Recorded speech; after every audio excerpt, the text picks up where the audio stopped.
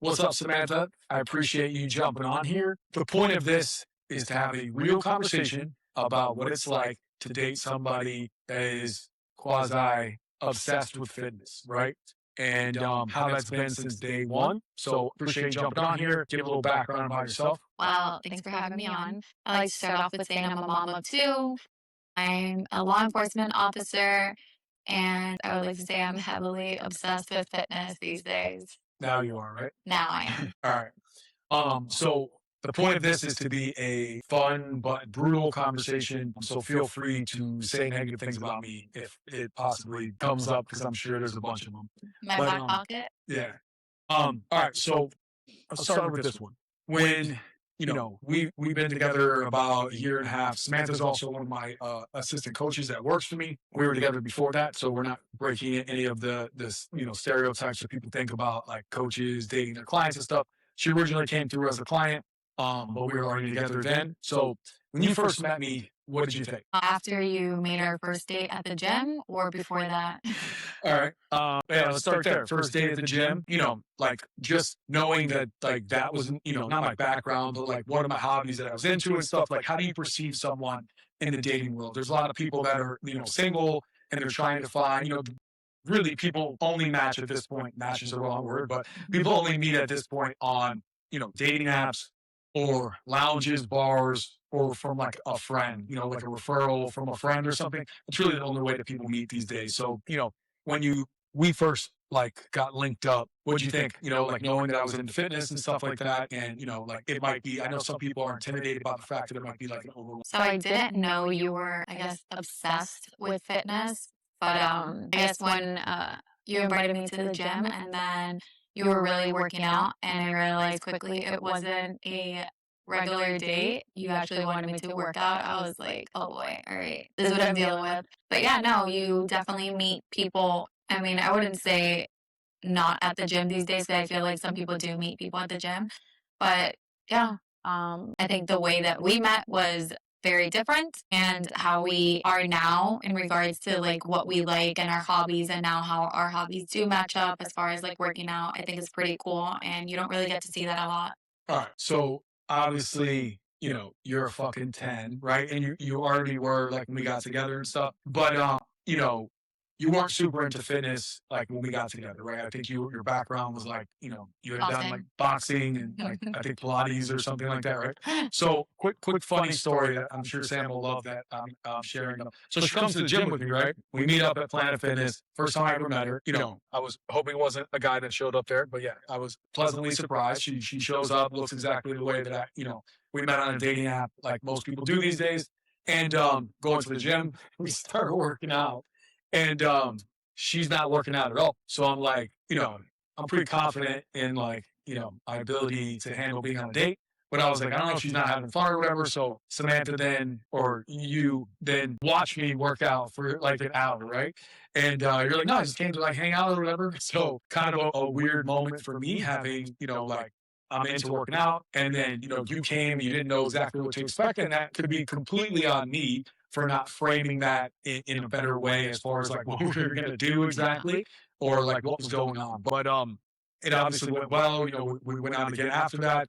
But did you ever have concerns about the fact that like this was, I know you didn't even know then about my business or like coaching and stuff like that. All you knew was that I was like a law enforcement officer also.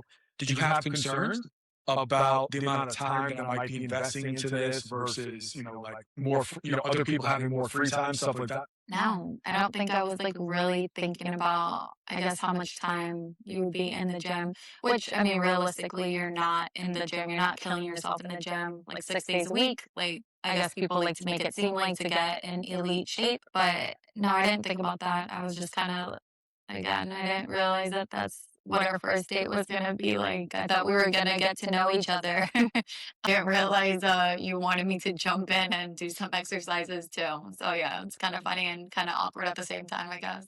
Yeah, I mean, like I just roll with it, but yeah, it was definitely like one of the stranger, like dates that I've been on at the beginning, but it obviously worked out well. All right, so once we started to like somewhat build a relationship based around fitness, right? This is prior to you even being a client of mine, being a coach that worked for me. how would you say like fitness, nutrition, stuff like that has shaped, your habits and like this relationship overall? So I talk about this a lot. Prior to meeting you, like I was, believe it or not, killing myself in the gym, doing boxing and trying to, I guess, eat healthy. And for me, that was literally eating chicken and vegetables because that's what it looked like to me. And then, knowing what I know now and learning things from like you and picking up on that, on like all the tools that like you've taught not only me but like the other clients on like how to eat and like you don't have to kill yourself in the gym. It just changed everything for me. Like I go to the gym now and I actually have fun when I go. I don't like dread it. I look forward to it. I like going like with my friends. I like going with you. And I mean, I like to try different things because it just does something for me like mentally. However, I know what works now and what doesn't work, and killing yourself in the gym 6 days a week does not work and it's not fun. Yeah. So I mean, it makes complete sense. Definitely something that, was paramount in the program that we're both like working in now and we were involved in and stuff. I think on this side, it's such a cool thing to see like new people come in, especially people that I care about who are foreign to this lifestyle, like the way that we're doing it. Like a lot of people come in, they dabbled in like working out, or they've done yoga, Pilates, like all kinds of stuff like that. But to see this be such a life changing thing, and then physically is the first thing that changes, right? Like, Mhm. you've drastically become even hotter. No, I'm just kidding. But gotten in significantly better shape than you already were, which is such a cool thing to see. But then along the way that it shapes your mentality, the friend groups that you're in that you start to break away from in such a positive fashion, like you just become somebody who is excelling at life and pushing into a success based direction. So me personally, like it's such a cool thing to see what has happened to you by virtue of delving into this life and it really not being forced on you, wasn't like I told you that you had to work out. I don't think I've ever actually told you to work out. It's just been something fun that we did as like a hobby together, look forward to doing. So it's been like a really cool thing. Let me ask you this. Break it down for people that are listening to this, and let's see how much you've actually like learned. But just kidding. How do you handle eating out? How do you handle vacations? Drinking, dessert, stuff like that. That because I think that is the number one question that people will watch stuff that I put out. They'll show up to calls with me and calls with you, and they will be very concerned that what they're getting, physically, mentally, psychologically, will be they're going to have to give up so much more. Like what they're going to, because every diet they've been on, every program they've been in, 6 week shred, detoxes, they're giving up everything that it provides enjoyment in their life to try to get something that they've never been able to actually attain. So most people are just mentally done. Right. Like they have this belief they want to walk around saying, oh, I'm going to do it next week. I'm going to get in shape. And it's based around the fact that like every real life situation, there was no plan for. So what's the plan? All right. So as far as like vacations, and I guess doing this program, like applying it to real world life, definitely doable, right? And I do hear that a lot of people are scared to fall off during vacation, and I don't understand why because you're going to do the same thing, right? I don't like to give out cheat codes, as you know, right? I don't like to give out the Krabby Patty secret, but nonetheless, as far as vacations, I work out. Right. The first thing I do in the morning, I work out. I'll probably have coffee before then. And then literally enjoy my time at the resort, right? That's what I'm doing if I'm staying at an all inclusive. But I definitely like to hit that workout in the morning. And sometimes I'll go maybe a little bit harder because I'm just like, okay, I might want to have like two or three more cocktails than I did yesterday, right? Maybe I want to get a little bit crazier today. No, I'm just kidding. No, but definitely like working out for vacation for the days that like people want to do on Tortuga, right? Or the Air and Sea show. I got that question a lot this week. Like, what do I do? I'm staying at a hotel on the beach and I'm not going to follow my program. And I'm like, okay, why is that? Like, what are we doing differently? And they're just like, I don't know. I think I'm going to be having drinks. I'm like, great. We do that on the program too, right? Because we are not super strict. And I like that we are not like that because people come from programs that are super strict, right? And then you're going to have your trainer probably like I don't know, say a lot of like not nice things to you at the end of your fun vacation. And so I get it. Like nobody wants to hear that. So I think that we are very I don't want to say welcoming to like bad habits, but we are not going to like shit on you. We're not going to do that to you because life happens. But I think it's pretty cool that like you've given us the tools, you've given me the tools to do this in my real world situations. Even with my kids, I can have burgers, I can have sushi, I can have pizza, and I don't do the whole like yo-yo dieting. I don't like gain weight like I probably would have like 2 years ago. So I think it's pretty cool to like be on this side and like see it for myself. Yeah. So, like I always tell people, I built all this for myself, right? I am the habitual fat kid. Like I was overweight as a kid. I was dieting when I was like 11. As sad as that is, right? And the one story for anybody who hasn't heard it, I was cutting weight for 95-pound football when I was 11. And my dad, who was overweight also, who was a cop also, had me running around like this park with a trash bag on until I made weight. So And sad. That's so sad. and then he bought me 3 hot dogs and let me eat 3 hot dogs. So like I wasn't brought up with any type of like education on nutrition or like what to eat or not. Second, and like last story here, anybody who's watched like that, parent relationship with food video knows I talked about it there, but like my mom would lock up the cabinet that had little snacks in it, like at night, so my dad couldn't get into it like some kind of ravenous animal. One morning, we came into the kitchen and the cabinet was still locked up, but the door was taken off the hinges and we're hanging down, and all the snacks are eaten, right?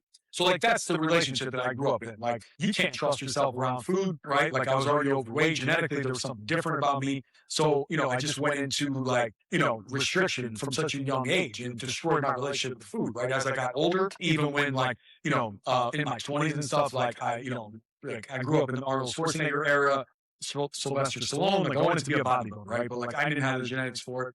So, like I was always trying to figure out like what I could do. I wanted to go on a bulk, but I would just get fatter, right? Like I wanted to get lean. I didn't know how to diet. First time I ever got lean was on P90X, right? And everybody remembers how long that, I think it was 2009. It was the first time I ever had abs in my entire life, right? So I had to build things in this program. I would love to say that I built this whole program in one like swoop. Like I know exactly what to do. It's been probably 75 adjustments, because like I have this certain like, macronutrient timing that I run with our clients that works so fast at losing weight, right? But then I saw people falling off, during vacations, during like drinking events, desserts, all kinds of stuff, right? And this idea that like, hey, just like suck it up and like stop being such a, like a baby about this. That's a flawed plan, right? Like people want to enjoy their life. They want to have social events. They want to look normal. Like I'm kind of at this point with this kind of stuff, I've given up like caring what people think at all, right? And but there's a large portion of my life to where like my decisions were guided by what other people thought about, like especially in the police world, as you know, biggest shit talkers on the planet. It's like being in high school, right? And anybody that's watching this, that's going, man, I can't believe this guy's saying this. You're probably one of them, Yeah. right? If you're thinking that, you're probably one of the shit talkers. But people will hate on you. And like my whole first year on Instagram, if you scroll down to the bottom of my page in 2023, like I didn't talk a single time. I had this magic, like I was making all these crazy transformations. I didn't talk a single time on camera because I was legitimately concerned about what people thought about me, like what are they gonna say? Like somebody gonna print out a picture with me with my shirt off and hang up in the police station. I swear, like that was a real thing. So anyway, back to the topic at hand. I built this structure around social events and eating out for me. Like I know I'm gonna drink. I know I'm going to eat garbage. Like, how do I continually make progress? If I'm in a cut phase and I'm trying to lose fat, like, how do I dial those events in? And like we tell the clients, my goal of this is that nobody knows you're on a diet. Nobody knows you're running a program, right? This is like secretly. I want people to, like it happens to everybody. I want people to go like, how long have you been taking Ozempic? You're like, I'm not on Ozempic. Like, I just have an actual plan that I'm following. And then when people see the amount of food that we can eat, when people see you eating French toast every day, right, they get curious, right? When we don't jam this down people's throats, right, most people make the mistake. And I was on a call with a girl yesterday where I was telling her this, and I was like, hey, I know you're trying to help your friends, right? I know you're sending these group chats to all these girls that are overweight also, and you're saying like, I didn't drink at all today and I didn't do this, right? they hate you. Like you think you're trying to help your friends, like you're making enemies they don't like. Because it's the mirror, right? Like we're trying to rise up, and now everybody down here feels like we're looking down at them, right? So we can't talk about what we're doing. If we just stay in the shadows here working, right? And they see us doing this, they will gradually, like it's a magnetic thing. If they're good friends, they'll come up and start asking questions. All right. They'll talk a bunch of shit at first, and then they'll be like, all right, so like in vacations are the perfect time, right? When they see you drinking, they see you like getting an elite, like an elite level shape from where you were at, doing things different, being more consistent, right? Because it's easy to be consistent when you have a plan that's built around like drinking, eating out, stuff like that, right? Yeah, very true. All of a sudden they're drawn to you, right? Like they'll talk some shit and they'll be like, all right, so like, what's this coach actually got you doing? Because like I can't stick to a plan myself, right? And you're like, I mean, I eat French toast every day, like I eat a ton of food and like I'm losing weight. And they're like, and like, what peptides are you taking? And you're like, none. All right. Like, are you taking steroids?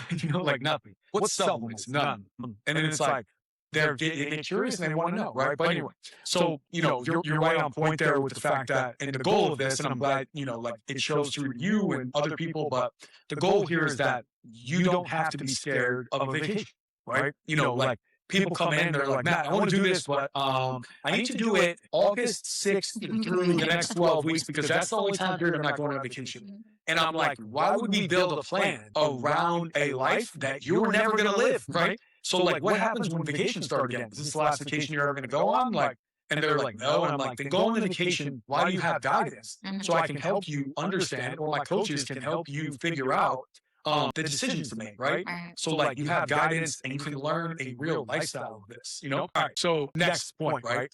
What people think about our relationship versus like what reality is, right? And that's kind of a difficult like question. I just wrote down some like preliminary questions here. Like, do you mean like if they think we eat salads at restaurants on our date night? Yeah, I mean, like I don't know. I think like and some of it's true and some of it's not. Like that I'm shaming you at the table. Like when you want to eat something, like how do you feel on yourself? I mean, you've seen me eat. Like, I feel like I can eat for like 4 people. Yes. And that's a true statement because no, you definitely don't shame me. But no, yeah, I definitely can see why people would think that because I mean, you have to see the negative in it. So I mean, why not think like, oh, these 2 people who are in great shape, like they don't eat the fun stuff, they don't eat the burgers, and I mean, I think you can say like I make burgers all the time. Like that's one of our fun things, right? Like I make them, I like how I make them. We don't have to have like greasy burgers. Like that's what you're getting at the store, or restaurants and whatnot. But no, we have like fun regular date nights just like anybody else. We have pizza. You eat a whole pizza to yourself. We get sushi just like everybody else. We do buffets just like everybody else. What's my goal at the buffets? What's your goal? To eat as much as possible out. Without drinking any water, so the rest Without doesn't get absorbed. Yes. Like my goal is to break like my sushi piece record, which is like roughly 80 pieces. Yeah, I mean, not to cut you off, but I think that people. Well, I'm just bringing it back to a different point here, right? So people look at fitness as a temporary thing. That's the number one killer of actually getting the result long term, right? People go, I'm going to lock in, right? I really want this result, and I'm going to try to hit on this in every single like podcast or meeting that I do. Because I think it's the most important point, right? So we get back to this thing, right? So the weight of when people come in, right? They can't stand where they're at, right? Like they know their life is meant to be different. So the weight of that feeling is heavy, right? So we're doing this thing, right? Yeah. The weight is heavy. So we're down here right now. What we're giving up to get that result, we don't even care, right? They're like, yeah, I'll never sniff a cupcake again in my life. I don't care, right? Like they don't care. But as they start to get the result, the weight of what they're perceived to give up in most programs, right, that starts to get heavier. So what do you see? What creates yo-yo dieting, right? It's that exact thing right here, right? So as you start to lose 25 pounds, right, all of a sudden now the weight of what you give up gets so heavy, and now you feel the weight of like where you're trying to get to is light, right? You're almost there. So now all of a sudden we start to constantly deviate to the heavy side, right? Yeah. The same way when we have everything, we're eating whatever we want, the weight of like what we're missing out on, we start to deviate in the mirror every morning to that side, right? So it's the yo-yo dieting is based off of that exact premise, right? How do we break that premise? We break that premise by constantly, like as we start to get this result, reminding ourselves psychologically that we're not giving anything up, right? By hitting every craving that we want, by eating all the stuff, by having the cheat meals, right? And then we'll stay in this constant balance of getting the results and not giving up a lot, right? And that is what I have kind of mastered here and why we've been so successful in this business, because that is what we teach, right? Structure with balance. So really, like in our relationship, it works because we dial in when we need to, right? We dial in to get the result. Everybody, if you don't know this already, not you, but like anybody listening to this, keeping the result is significantly easier than getting it. And I know that your brain is telling you that that's complete bullshit, right? Because you yo-yo dieted 20 times, but I'm telling you, when you do it the right way, you lose the weight, you repair your metabolism back to optimal functioning without gaining that weight back. Keeping where you're at is simple. Like you have to literally force yourself to gain that weight back, you know? And the coolest thing about my program is it started as like me coaching a bunch of cops and stuff, right? And then it's grown to me coaching people like all over the world now. I've coached like 200 people within my own department. And like almost nobody has gained the weight back. Like almost nobody. The number of people that text me on a daily basis that I don't even coach anymore that are like, you know, I've actually lost more weight since I stopped with you. And I'm like, you trying to say that like, you're better than me at this, but just joking around. But they learn the principles and they can maintain this on their own, you know, like, and that's the beauty of it. So I think for us, you know, like we live the what's the word I'm thinking of? Like the ideal life, right? Like we get to do all the stuff we want. Like we're staying in elite shape. Do we look like, you know, stage ready right now? No. Could we get there with the principles? Yeah, absolutely. But we're getting the best of both worlds. We're staying in elite level shape, right? And we're getting to eat all the food, enjoy ourselves and stuff. But, you know, there's times like because of what we do and stuff where, you know, like I'll catch myself being like, "You're gonna eat that?" I guess I did it like 20 minutes ago, but you're gonna eat you're gonna eat that? It's like just carbs. And she's like, "Yeah," and I'm like, "Okay." Like that's pretty much it. There's no shame or blame in this when we both have such good relationships with food and control over what we're doing. You agree? I do. I mean, how many times have you seen me eat a cupcake before a workout? I mean, I don't get shamed for it, but I mean, like, I obviously know, like, and this was at the beginning when I had just started the, you know, the diet and whatnot or the program. And I was just kind of like, all right, I had that cupcake. And right after, I was like, why did I do that? That was so stupid. Like, why would I do that? And I didn't really understand why I did it. And I was like, am I feeding into my craving? To my craving? You know what I do. I mean, I was starving because I was fasting for hours. To bring that back, if it's the cupcake that I think we're talking about, it was 10 a.m. and I said to you, "Are you going to eat a cupcake at 10 o'clock in the morning?" And I think you were trying to prove a point. You were going to tell, like I was going to tell you to not eat a cupcake, even though I was just asking. So you proved the point and ate it. But yeah, I mean, I think that was what. But I think so. I don't know. But I don't know why I ate the cupcake, but I'll never stop talking about the damn cupcake. I'm not going to. All right, important one. Why most couples fail when one person starts to physically and mentally change and the other person doesn't or stays stagnant where they're at. Why do you think? Why do they start to fail? Why do relationships fail when one person starts to improve themselves and the other person stay stagnant where they're at? I think that's right. Because they're leaving the other person behind, or because one is getting better than the other. All right, so let me pose it to you this way, right? If you are in a relationship with someone not like me, right, who it doesn't want to work out, you know, says stuff like, "Why are you wasting all your time doing that?" Like, you know, like we got kids to take care of, and like, you know, like we worked all day, like I just want to sit down and relax. Like, why can't you just like, you know, sit here with me and spend time with me and stuff? Like, what would that do to you mentally to hear that kind of stuff? I think that's super uncomfortable. I would definitely probably feel ashamed, and I'd probably feel like maybe I need to give up a little bit of what I'm doing because maybe they're right. I mean, that's my first thought, right? Like, am I working out too much? Am I doing too much? I'm not spending enough time with my family, friends, whatnot. Well, that's terrible. Well, yeah, so like, I'm going to go on the other side and say, fuck that, right? Like, that's ridiculous. You know, like, how do we sign up to be with someone and we're not their biggest fucking cheerleader, like, all the time, right? Like, the number of guys that I've heard that try to stop their girls from working out, right? Like, if you've got a shaky relationship, to where you're concerned about your chick going to the gym because she's going to cheat on you or meet somebody else, then you, one, don't value yourself as a man. Like, you're not providing enough value there, right? And I'm not talking about, like, you're not giving, you know, enough money or whatever for her to like you, right? Either you picked the wrong girl or she's going to echo back to you like what you already like what you already see in yourself, right? Most guys that are super jealous and insecure, it comes from the place that like they don't like themselves. They know they're out of shape. They know they're not leading by example. They know they can't be trusted in like a critical situation, right? Like they know that their chick, I say chick all the time, their chick isn't like looking to them for the answer, right? So like she leaves the house and it's like she's got a bullseye on her to the guy, right? The guy's like, oh my God, like if she just sees another guy that's better than me, like she's gonna be out the door. So there's a fundamental flaw already in that relationship, that I think this exact situation really takes it to the next level, right? Couple that with the idea that what happens at the end of most relationships when they start to fail? I mean, they split up, they go their own way. No. So people start to improve themselves because they know they're already out the door, right? And they know that they're already like, setting up for their new life, right? Yeah, So sure. they're effectively like, pre-starting the revenge body post like, like separation or whatever, right? So I think that that's built into it a lot too, where people think, why all of a sudden is my wife or why is my husband all of a sudden like going to the gym all the time? Something going on, right? And I think it comes down to like, I see your face. It comes down to communication, right? Like, how does this person not understand what your goals are, right? How does this person not understand like where your head is at? And like, why you want to go to the gym? Why do you need to go to the gym? Yeah, for sure. That goes both ways because girls can be the same with guys, right? Like you see, and I think it's a little bit, the times have changed now, right? Women are actually going to the gym a lot more often. Now I see like a whole bunch of women going to the gym. But I think that roles reversed.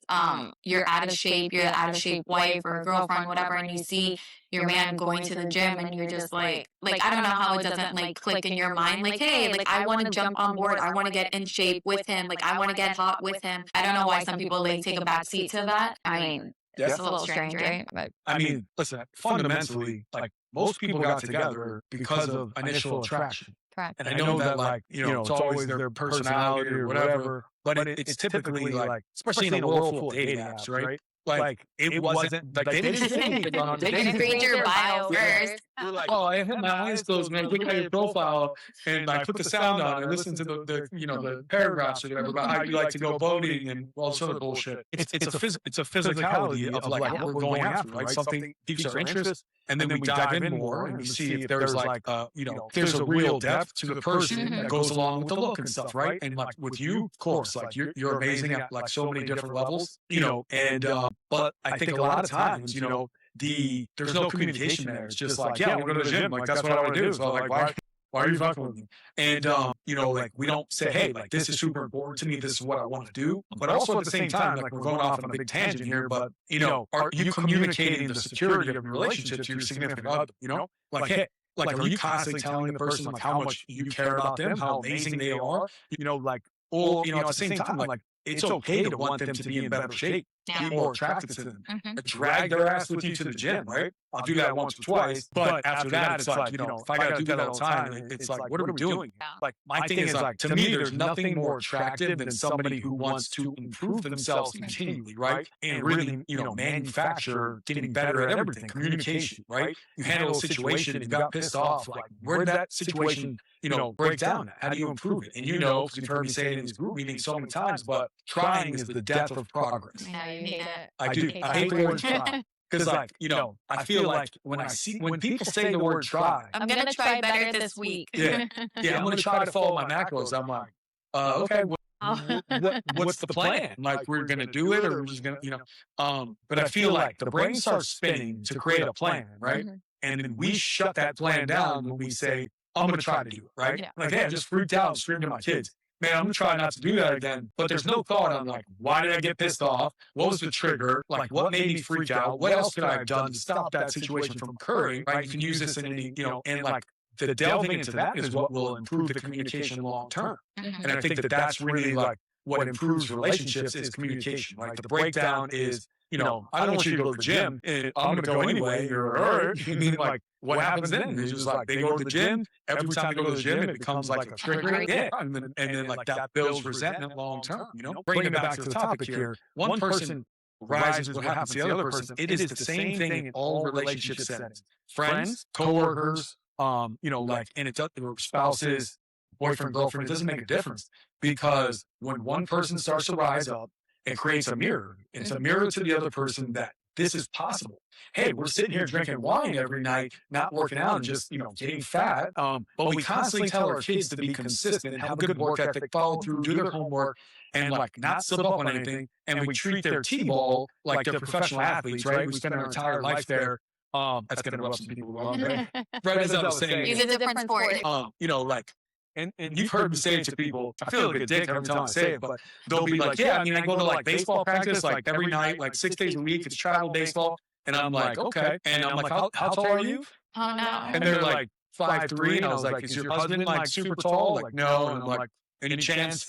Like, what are the odds of this kid going pro in baseball? And they're like, I see. And I'm like, so like, why are we spending all our time treating this like the kid's gonna end up making a career out of this?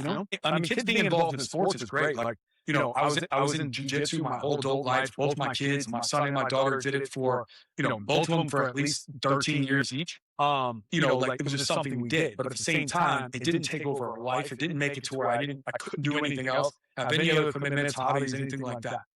So I think it's really like that mirror, right? It says to the other person, like, hey, what are you doing up there? You need to get back down here. Like, that's not what we do.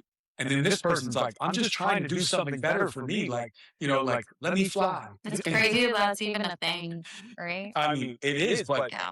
the cool thing about it is when you start to look at the psychology of it, then you're like, it makes perfect sense, right? Makes perfect sense. This person's not ready to change. They know they can't be with this person who's up here. They're out of their league now, right? So what do? You got to get them to come back down. And you see this a lot in friend groups, right? Like you go out to dinner and like I was talking about that girl earlier, and you start talking out loud about macros and shit. Like, oh, there's nothing on everything on this menu is so fattening. Like, I don't even know what I want to eat.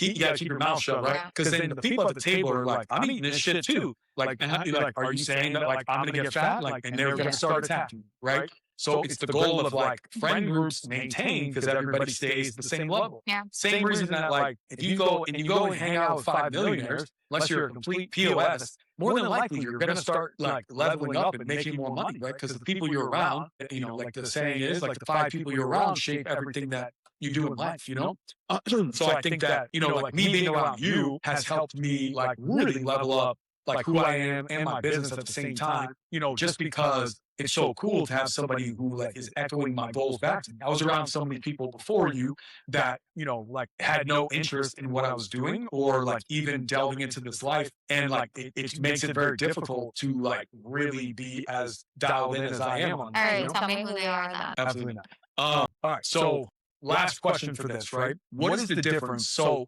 a lot of people talk about, people will come in here wanting to repair their relationship with food, right? Then they will talk about like what we do as an unhealthy relationship with food, right? And then like, kind of act like eating whatever you want intuitively, like, like whatever your body wants anytime. For me, that would be like pizza or a double Whopper, pretty much every meal of the day forever, right? It's somehow healthy, and that's a good relationship with food. So what's the difference between, in your mind, obsession and structure? I mean, I feel like the structure is what it is, right? As far as like you have a plan. I thrive on structure. That's why I feel like I had the results I did with this program because you pretty much, and I say this to everybody that I have, calls with, Matt does this for you. He puts it on a silver platter. All you have to do is plug and play, right? Structure. Obsession. Are we obsessing over a single thing that's on the back of like the nutritional facts on the back of like every food item? I think that's where obsession comes in. Are we thinking about it constantly? Like, all right, like how much carbs am I gonna have if I go to this event? Can I have that? Like, just falling off and like we don't even live that way, right? Like we don't at all. And I think that's also a misconception of like trainers as well. Like, oh, they're so obsessed with dieting or so obsessed with macros and working out. And it's completely opposite. All you need is a solid plan. Yeah. So I'll look at it. I'll look at that question from a different angle, right? So if you look at the terms that we're using, right, obsession versus structure, I think one denotes something positive and the other denotes something negative, right? If you look at it and say, hey, like, oh, I've been super structured, like I'm dialed in on this, other people will look at you and say, oh, you're super obsessed with this, right? Because they're trying to shame you. So I think it comes down to like how you use the terms and like what you're really looking at it and trying to do, right? And then also we'll shift it to, for some reason, when it's health and fitness and macros and nutrition and stuff, you're a crazy person. Yeah, you're obsessed. But if we're sitting here on a business like podcast, right? and I was talking about how like I have 7 businesses, I'm trying to grow to 14, trying to make $10 million a year. Everybody would be, like just clapping that on. That's amazing. Like, oh, it's so dialed in, so driven, right? But if it's that I want to have a six pack and I don't have one, then I'm like, I have an unhealthy relationship with food. I'm obsessed. I have body dysmorphia. You're vain. Yeah. And that's the problem is like, in a quick little story, right? A girl was telling me this recently, one of her clients, and she was like, she's ripped, right? Like elite level shape. And she came in, she was in good shape. Now she's in elite level shape. And like somebody said to her, like, oh, you have all these like pregnancy veins, right? She's not pregnant, by the way. So just took something that's like an elite level indicator, right? Like being lean to that level. She likes it. She wanted it, right? Nobody forced it on her or anything. And completely shamed her. And it really like resonated with her to the point to where she felt, compelled, like, am I doing something unhealthy, right? So it's, when we're talking about obsession versus structure, we also have to be very careful about the words we use when we talk to ourselves. And, if the guard starts with us, right? You need to have like a barrier around you about like what you say about yourself. And then going outside of that, what you let people say to you without countering, because that's such a diabolical little comment that, it's like poison that you put in there, in someone's food and they eat it and it slowly kills them because like that's what they're trying to do, right? Yeah. They're trying to say that like they're trying to shame something that they can't have, Yeah, right? put a negative spin on it, Yeah. for sure. Because like every girl that I coach, when they finally get that bicep vein, they're like, oh my God, look at this. And they're sending like a picture like zoomed in on the bicep. I feel like I did that last week. I was like, look at my little vein. Yeah, you did. Popping That out. was you. Yeah. You're right. But it's such an amazing thing, like to watch so many people, and like this business that we're in has coached just under 1,000 people one-on-one, and like that number gets thrown around a lot. I think it's bullshit by a lot of other people. I think it's also like people running challenges or group coaching and stuff where you have 50 people. Like we've coached 1,000 people like one-on-one. Like one-on-one, texting that person, having calls with that person, looking at their macros and stuff. You don't see that in a lot of businesses in such a short amount of time, and to have such amazing, like transformations and stuff, such a cool thing. So I think you got to be in this lifestyle. You got to be a little bit obsessed, but you got to be obsessed about being the best version of you. Yeah. Right? Like if you can do that, if you can look back in 6 months, and this is how I always try to future project it to people. 6 months from now, if you look back and you're like, I can't believe I did that in 6 months. I can't believe I'm this person now. And if you've never had that feeling, then you have no idea what I'm talking about. It's like if you've been poor your whole life and I'm talking to you about, winning $1 million. When you become a billboard of personal success, right? It's like you're living inside the Lamborghini all day long, right? And people could call that crazy. They could say it's body dysmorphia. I'll say that it's success, right? It is success at something that 99% of the population want and will never have, right? I heard a statistic today on Instagram. Could be complete bullshit, but I'm going to use it. It was like guys in their 30s. It was like 5 out of every 1,000, I think, are millionaires, right? And the guy was talking about how that's like a lot higher than he thought. But it's actually less than 1 out of 100,000 have a visible six-pack, right? So, what's the real flex? The real flex is the abs, right? Yeah, and then if you got abs and money, then you're fucking but yeah. All right. So, in a nutshell, appreciate you jumping on here, just talking, just like BSing about like different things in the fitness lifestyle. I think it's important for people to see, like they look at people like us that do what we do, like cops, plus like fitness coaches and stuff. And they're like, I wonder how these people actually live and eat and, stuff like that. So I think it's a cool thing that people will be interested. We'll definitely do it again. You did better than I thought you would. Just kidding. We're not, but you did. But yeah, appreciate you. It was fun. All right. Till next time. All right.